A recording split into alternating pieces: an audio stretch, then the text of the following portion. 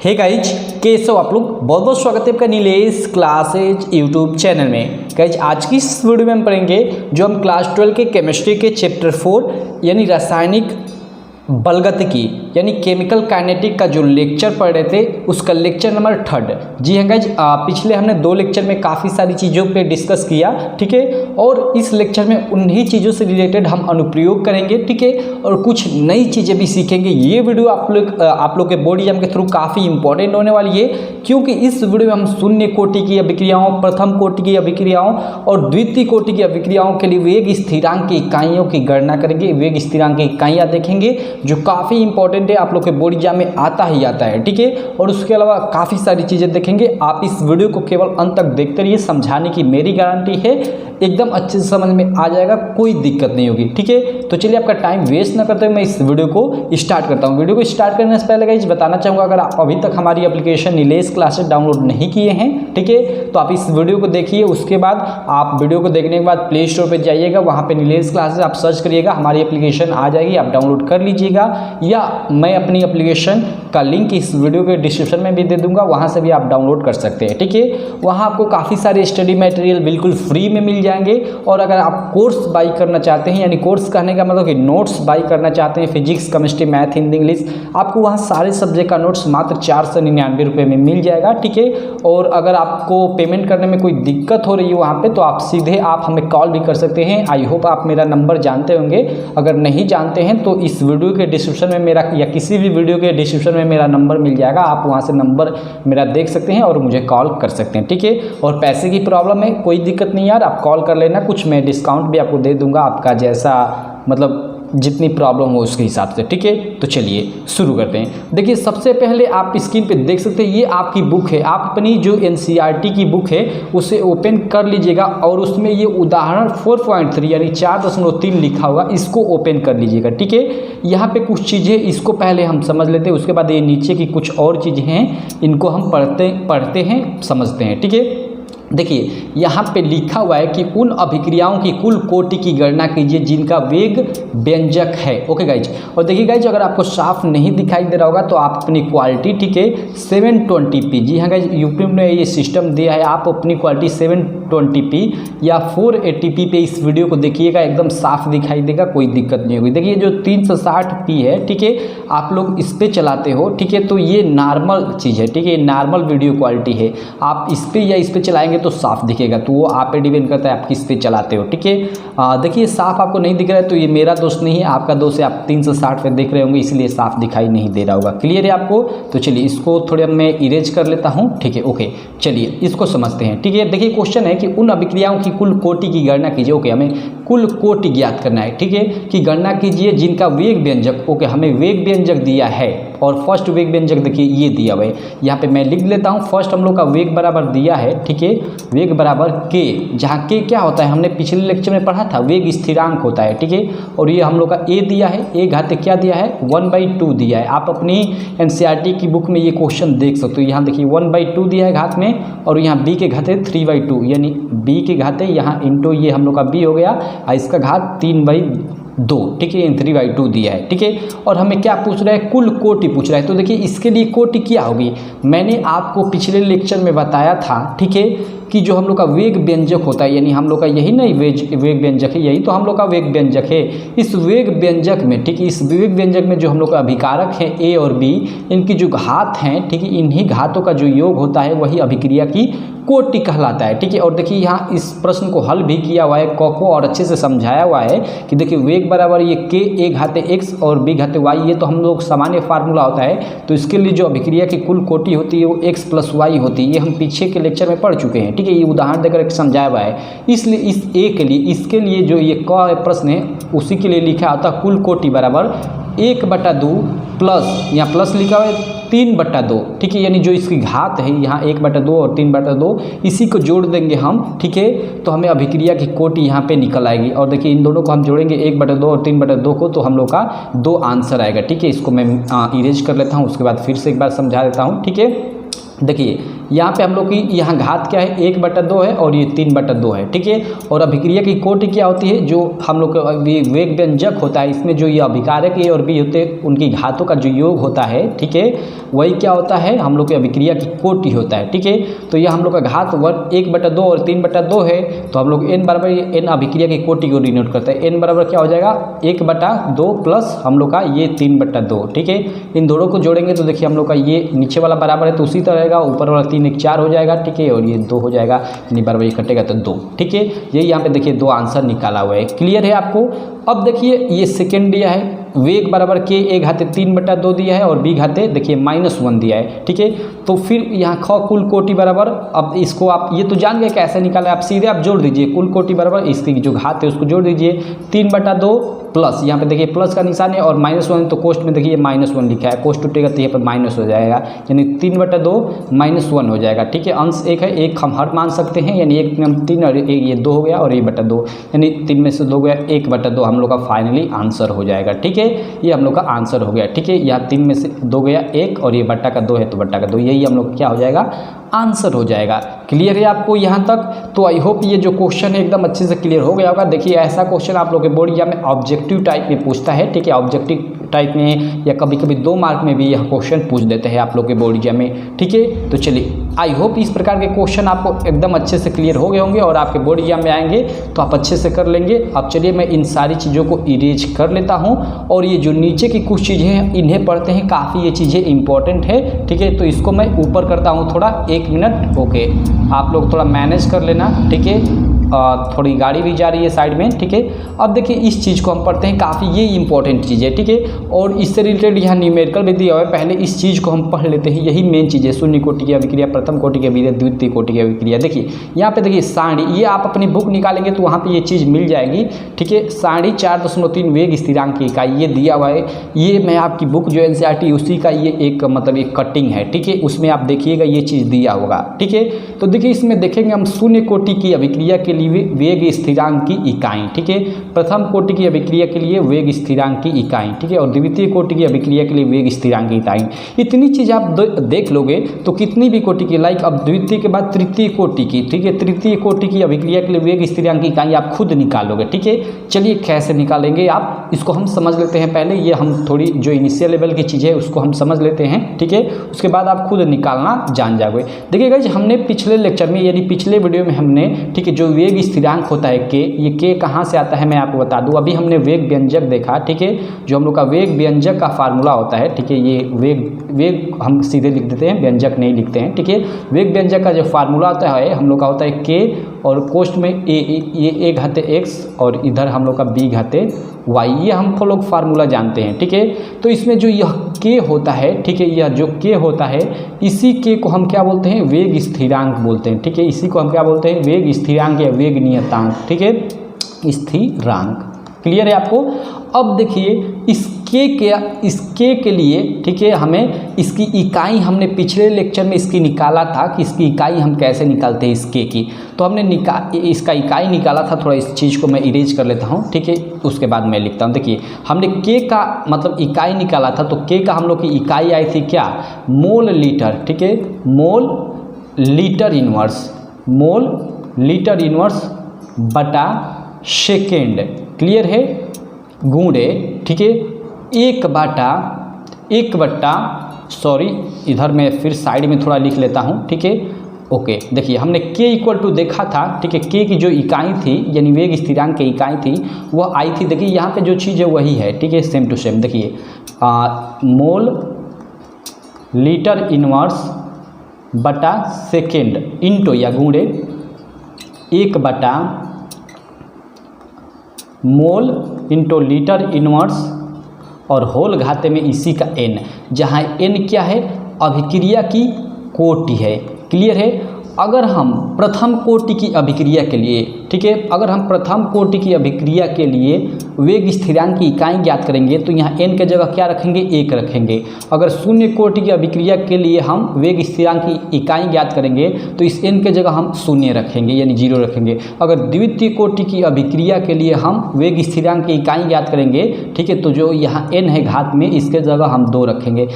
उसी तरह अगर हम तृतीय कोटि की, ठीक है, तृतीय कोटि की अभिक्रिया के लिए वेग स्थिरांक की इकाई ज्ञात करेंगे तो जो यहाँ n है इसके जगह हम 3 लिखेंगे और उसी को सॉल्व कर देंगे और जो अंत में बचकर आएगा वही उस अभिक्रिया की कोटि हो जाएगा, ठीक है, जिस चीज़ की हम प्रथम की या शून्य की या किसी भी चीज़ की ज्ञात करें। क्लियर है?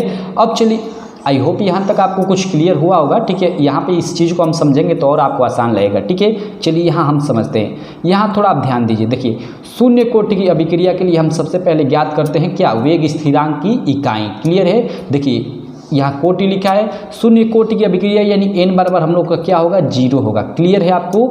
शून्य कोटि के लिए हम ज्ञात करेंगे तो, ठीक है, यानी n जहाँ रहेगा n के जगह पे हम 0 रखेंगे। अब देखिए हमें वेग स्थिरांक की इकाई ज्ञात करना है, तो चूंकि हम वेग स्थिरांक जानते हैं, वेग स्थिरांक बराबर क्या होता है, मोल होता है इंटू लीटर इनवर्स होता है बटा सेकेंड होता है और इंटू यानी गुणे 1 बटा होता है हम लोग का क्या, मोल इंटू लीटर इनवर्स, ये होता है ना, और घाते यहाँ पे n होता है। अब देखिए n के जगह पे हम 0 रख देंगे क्योंकि हम शून्य कोटि की अभिक्रिया, वो तो हम लोग का यहाँ n, वो तो एक हम लोग का इनिशियल फार्मूला होता है। लेकिन अब हम कैसे अप्लाई करेंगे, मान लीजिए शून्य कोटि की अभिक्रिया तो यहाँ n के जगह आप 0 रख देंगे, ठीक है। अगर यही प्रथम कोटि के लिए ज्ञात करेंगे तो यहाँ 1 रख देंगे, द्वितीय कोटि के लिए ज्ञात करेंगे तो यहाँ 2 रख देंगे। क्लियर है आपको? तो देखिए सबसे पहले हम शून्य कोटि के लिए ज्ञात करते हैं तो यहाँ मैं 0 रख दिया। अब देखिए इसको हम सॉल्व करते हैं। अब 0 रखने के बाद क्या होगा, आप थोड़ा ध्यान दीजिए, तब के बराबर हम लोग का क्या होगा, ठीक है। ये तो हम लोग का सेम उसी तरह रहेगा, मोल लीटर इनवर्स बटा सेकेंड और देखिए गुणे 1 बटा। अब देखिए हम जानते हैं कि किसी भी चीज़ का घात 0 होता है तो उसका मान 1 होता है, तो इसका घात 0 है तो इसका मान 1 हो जाएगा। क्लियर है? तो अब देखिए यानी k इक्वल टू आप लोग का क्या होगा, ये आपका 1 में 1 से भाग देंगे तो उसका मान 1 ही होगा, फिर 1 में गुणा करेंगे तो यही होगा, ठीक है। यानी अब इसको हम सॉल्व कर लेते हैं। ये हम लोग का मोल इंटू लीटर इनवर्स और ये हम लोग का सेकेंड बट्टा में है नीचे है, अगर ऊपर जाएगा तो ये भी सेकेंड इनवर्स हो जाएगा, ठीक है, सेकेंड इनवर्स। क्लियर है आपको? यानी हम देखें एक तरह से तो जो शून्य कोटि की अभिक्रिया है उसके लिए जो वेग स्थिरांक k की जो इकाई है वो मोल लीटर इनवर्स सेकेंड इनवर्स होती है। ये आप लोग के बोर्ड एग्जाम में पूछता है ऑब्जेक्टिव टाइप क्वेश्चन में, ठीक है। या ये भी कभी कभी 2 नंबर में पूछ देता है कि शून्य कोटि की अभिक्रिया के लिए, ठीक है, वेग स्थिरांक की इकाई की गणना कीजिए। तो आपको ये प्रोसेस सब कुछ करना पड़ता है एक एक, और ऑब्जेक्टिव में पूछे तो आप तो सीधे ही ऑप्शन दिया रहेगा, आप इसको मार देंगे। क्लियर है आपको?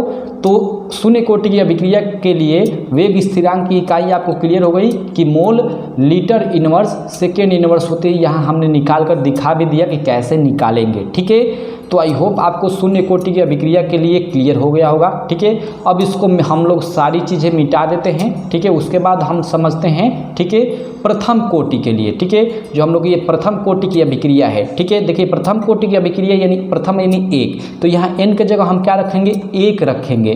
क्लियर है? तो देखिए हम लोग का, हम जानते हैं वेग स्थिरांक k इक्वल टू हम लोग का होता है मोल लीटर इनवर्स, ठीक है, मोल लीटर इनवर्स बटा सेकेंड इनवर्स, ये चीज़ होती है हम लोग जानते हैं, इंटू या गुणे, ठीक है, 1 बटा में मोल इंटू लीटर इनवर्स घाते n होता है ना।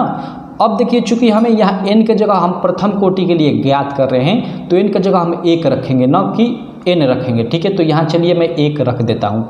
क्लियर है? अब चलिए आगे इसी को हम सॉल्व करते हैं। इसको अब देखिए जब हम सॉल्व करेंगे तो आप ध्यान दीजिए, ठीक है, ये मोल लीटर इनवर्स है, ठीक है। इस पेन को मैं चेंज कर देता हूँ, तो ये तो हम लोग का वही रहेगा। चलिए इसको छोटा लिखा, मोल लीटर इनवर्स, ठीक है, बटा में सेकेंड इनवर्स। क्लियर है? अब देखिए गुणे 1 है तो 1 और बटा, अब देखिए मोल लीटर इनवर्स की घात 1 है, ठीक है, इसका मान क्या होगा, सेम यही होगा, मोल इंटू लीटर इनवर्स, यही ना मान होगा, घात 1 है मतलब यही, कोई दिक्कत नहीं। अब देखिए मोल लीटर इनवर्स ये दोनों कट जाएंगे आपस में, यानी 1 बटा सेकेंड बचा आप लोगों का, क्या बचा, 1 बटा सेकेंड, और सेकेंड ऊपर जाएगा तो ये क्या हो जाएगा, सेकेंड इनवर्स हो जाएगा। क्लियर है आपको? यानी आपकी जो प्रथम कोटि की यहाँ अभिक्रिया है, जो प्रथम कोटि की अभिक्रिया है, इसके लिए जो वेग स्थिरांक की जो इकाई है वो सेकेंड इनवर्स होती है।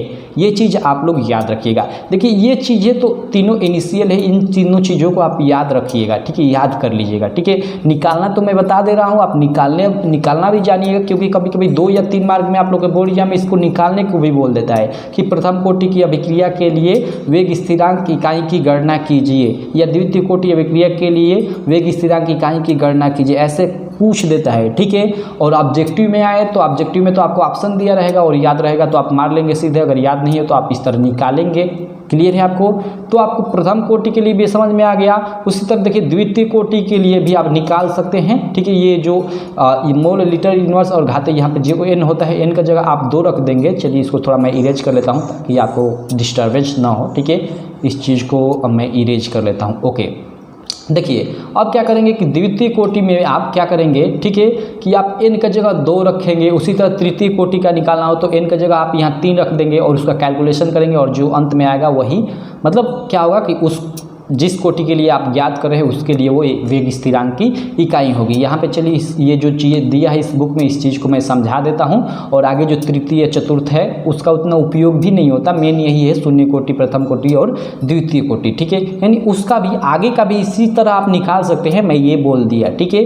चलिए अब देखिए हमें वेग स्थिरांक की इकाई होती है मोल लीटर इनवर्स बटा सेकेंड इनवर्स गुणे 1 मोल लीटर इनवर्स घाते n। और चूंकि हम द्वितीय कोटि की अभिक्रिया के लिए निकाल रहे हैं तो यहाँ n का जगह हम क्या रखेंगे, n का जगह 2 रखेंगे। तो देखिए यहाँ 2 रखा गया है। अब देखिए 2 रखेंगे तो आपका क्या हो जाएगा, ये मोल लीटर इनवर्स इंटू मोल लीटर इनवर्स 2 बार हो जाएगा, 1 से 1 कट जाएगा और 1 बचेगा, ठीक है। तो ये 1 बचेगा तो 1 ऊपर जाएगा तो वही मोल इनवर्स और लीटर जो नीचे इनवर्स है वो लीटर में चेंज हो जाएगा। क्लियर है? शायद आपको ये थोड़ा उटपटांग लग रहा होगा, इसलिए मैं आपको अच्छे से समझाता हूँ। देखिए यहाँ देखिए यहाँ घाते 2 है, ठीक है। इसको मैं लिख लेता हूँ, इस चीज़ को मैं लिख लेता हूँ, एकदम अच्छे से समझाता हूँ। चलिए कोई दिक्कत नहीं, ठीक है। देखिए हम के बराबर जानते हैं क्या होता है हम लोग का, के बराबर होता है मोल इंटू लीटर इनवर्स बटा सेकेंड, ये होता है गुणे 1 बटा में, ठीक है, 1 बटा में मोल इंटू लीटर इनवर्स घाते n होता है। यहाँ पे चूंकि हमें n की जगह 2 रखना है क्योंकि हम द्वितीय कोटि की अभिक्रिया के लिए वेग स्थिरांक की इकाई की गणना कर रहे हैं। तो यहाँ चलिए यहाँ n की जगह मैं यहाँ 2 रख देता हूँ, यहाँ 2 रख देता हूँ। अब देखिए जब इसको हम सॉल्व करेंगे यानी तोड़ेंगे तो हम लोग का के बराबर क्या होगा, के बराबर होगा, ये तो हम लोग का सेम वही लिख देता हूँ, मोल इंटू लीटर इनवर्स, ठीक है, बटा में सेकेंड इंटू यानी गुणे, ये देखिए 1 बटा में। अब देखिए घाते 2 है यानी ये चीज़ 2 बार है, ठीक है, यानी ये मोल इंटू, ठीक है, ये छोटा वाला लिख देते हैं, ठीक है। एक बार मैं बैक कर लेता हूँ, ओके, ये हम छोटा वाला मोल इंटू लीटर इनवर्स, एक बार और एक बार फिर ये है मोल इंटू लीटर इनवर्स, ठीक है, ये 2 बार है। क्लियर है आपको? आई होप आपको समझ में आ गया होगा, ठीक है। एक ही चीज़ क्या है, घात 2 है यानी यही एक ही चीज़ 2 बार है, ठीक है। अब देखिए यहाँ 1 तो यहाँ से सेम ये कट जाएगा 1 और 1 आपका यहाँ बचेगा, ठीक है। 1 क्या होगा, 1 आपका बच जाएगा। अब देखिए ये के बराबर क्या हो गया, देखिए यहाँ पे मैं इसको के बराबर लिख देता हूँ, के बराबर ये देखिए ऊपर आपका पूरा का पूरा 1 हो गया, ठीक है, और बटा ये सेकेंड हो गया, ठीक है। और ये देखिए यह नीचे गुणा है तो यहाँ गुणा, ठीक है, और 1 ये तो कट गया है, ठीक है, ये तो कट गया, 1 ये बचा है, ये बच रहा है, मतलब क्या बच रहा है, मोल इंटू लीटर इनवर्स बच रहा है, इनवर्स मतलब ये आगे माइनस, ये चीज़ बच रही है।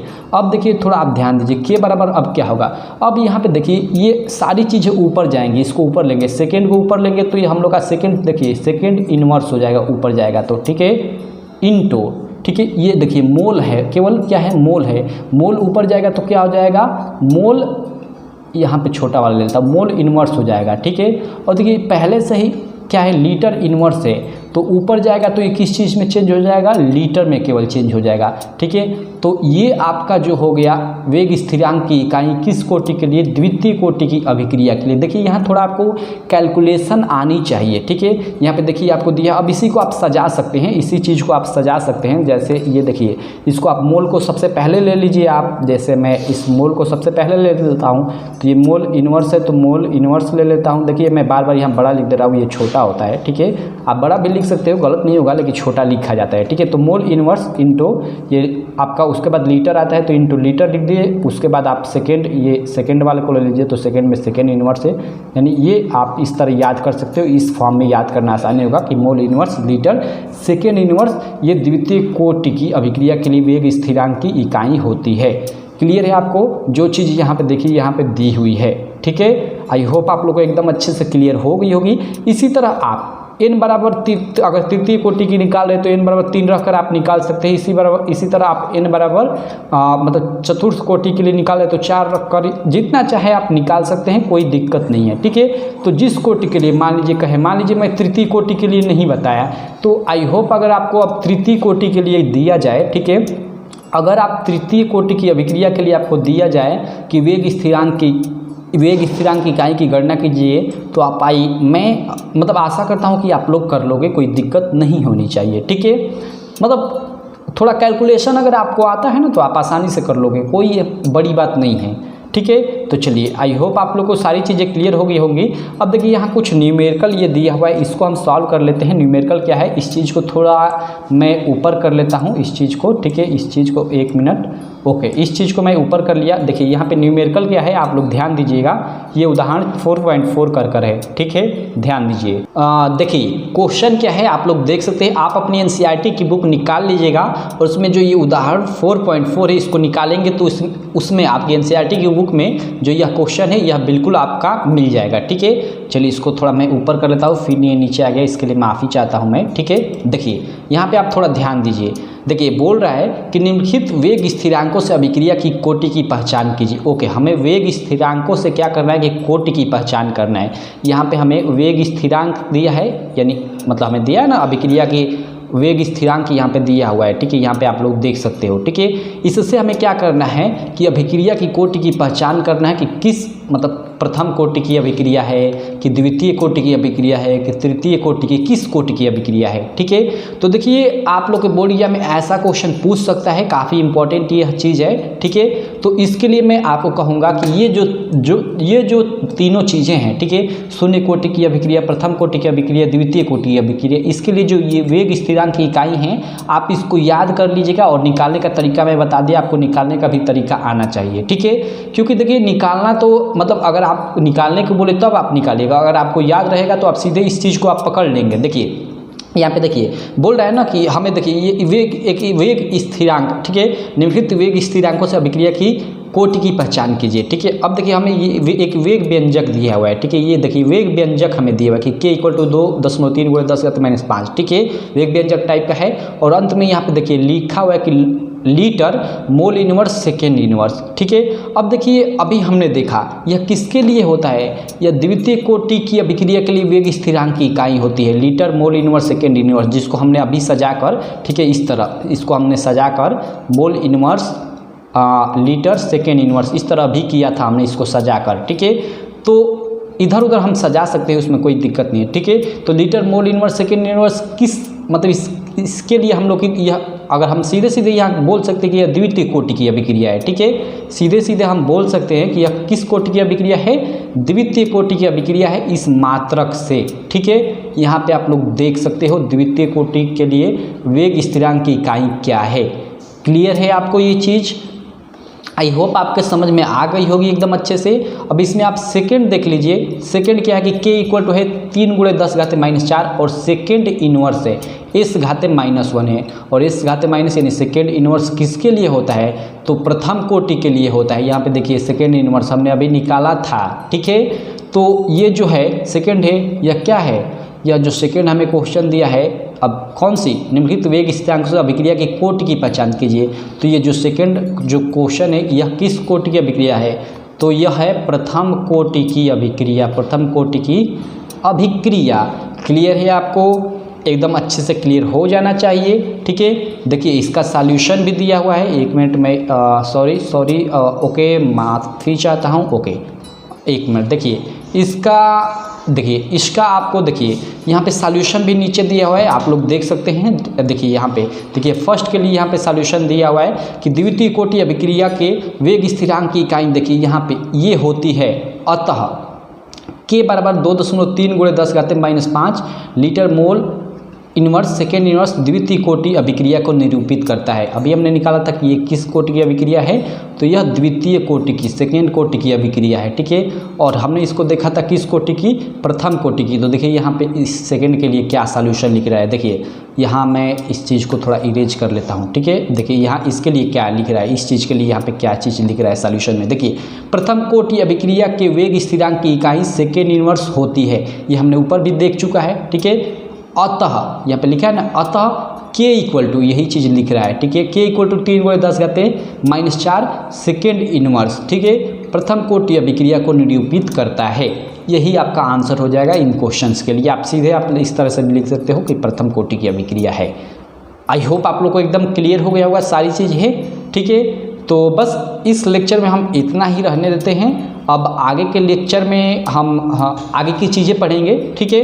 आप तब तक इन सारी चीज़ों का अच्छे से प्रैक्टिस कीजिएगा इस वीडियो में, ठीक है।